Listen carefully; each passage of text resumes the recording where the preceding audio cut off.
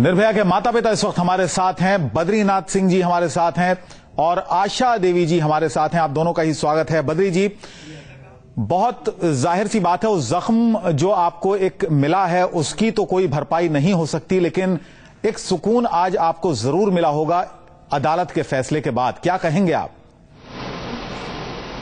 जी, हमको जरूर फैसला ऐसा आया है कि मेरे को सुकून तो मिला ही मिला है। हमारे साथ साथ सब जनता को सुकून मिला है, क्योंकि हमारे साथ साथ पूरी जनता खड़ी थी, पूरा मीडिया खड़ी थी, पूरा प्रशासन खड़ा था कि इस चीज़ को इस तरह से दरिंदगी हुई है तो इसका किस तरह से निपटारा किया जाए। तो दुनिया कुछ भी कहे, हमारे लड़की के साथ जैसा व्यवहार हुआ है ठीक उन दरिंदों के साथ वैसा ही सज़ा मिली है। इस सज़ा से मैं खुश हूँ।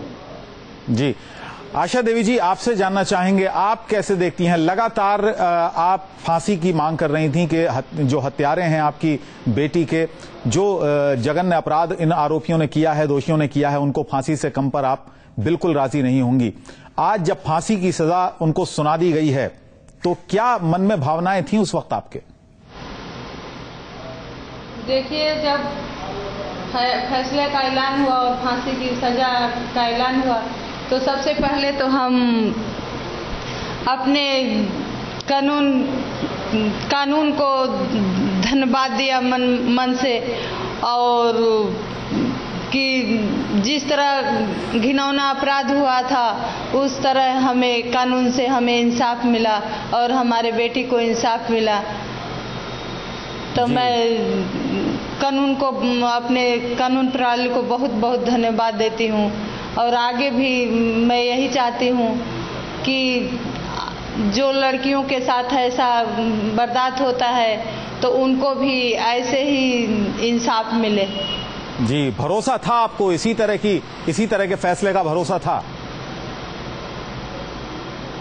हाँ जी, क्या बोल रहे हैं? जी, मैं पूछ रहा हूँ कि भरोसा था आपको इसी तरह के फैसले का?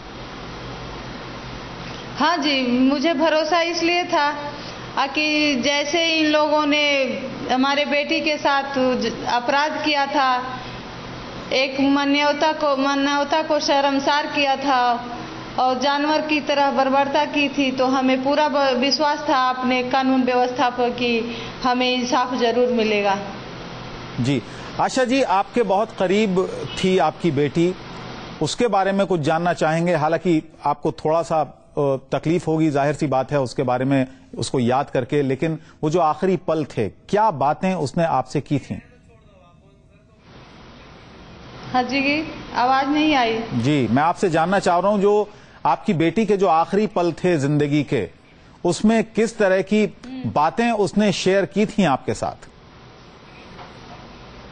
देखिए, उन्होंने आखिरी समय में हमने उनसे बोला कि बेटा मुजरिम पकड़े गए हैं और उनको सजा मिलेगी, तो उन्होंने बोला मम्मी सजा क्या, उन लोगों को तो ऐसे जला देना चाहिए।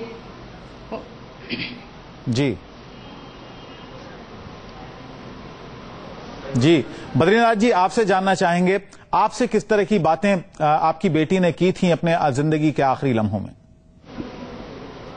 देखिए, जिस चीज को आप पूछ रहे हैं इतना दर्दनाक है कि कहना बड़ा कठिन हो जाता है। बेशक हम समझ सकते हैं। सोचने से ही आंखें भर आती है, कहने में क्या होगा। लेकिन फिर भी आपको मैं बता देता हूँ, 25 दिसंबर 9 से 10 बजे तक रात की घटना है ये। जी, हम आईसीयू के गेट पे खड़े थे और जब उसने चेहरा खिड़की मतलब दरवाजे की तरफ घुमाया जहाँ मैं खड़ा था, तो उसने देखा तो मेरे को इशारे से, उस हालांकि बोल तो सकती नहीं थी, तो उसने इशारे से, हाथ के इशारे से बुलाया मेरे को। तो मैं गया तो इशारे से उसने कहा पापा आपने खाना खा लिया? तो ध्यान नहीं कि खाना खाया था कि नहीं। मैंने कहा हाँ बेटा मैंने खाना खा लिया है। तो उसने इशारा किया कि पापा आप बहुत थक गए होंगे, आप जाओ सो जाओ। तो मैंने कहा हाँ बेटा मैं जा रहा हूँ सोने। कह करके उसके सिर को थोड़ा सहलाया कि बेटा अब तुम भी सो जाओ, क्योंकि तुम भी थके हो, हम भी जा रहे हैं, सो जाएंगे। यही एक आखिरी पल ऐसा है, ऐसा क्षण है कि जब भी उसकी ये बातें याद आती है तो आंखें बिना नम हुए नहीं रह पाती है। और ये ऐसा दर्द है, इस दुर्भाग्य है हमारा इस पिता का कि मैं अपनी लड़की को अपने हाथों से मैं कैसे बयां करूं, क्या कहूं।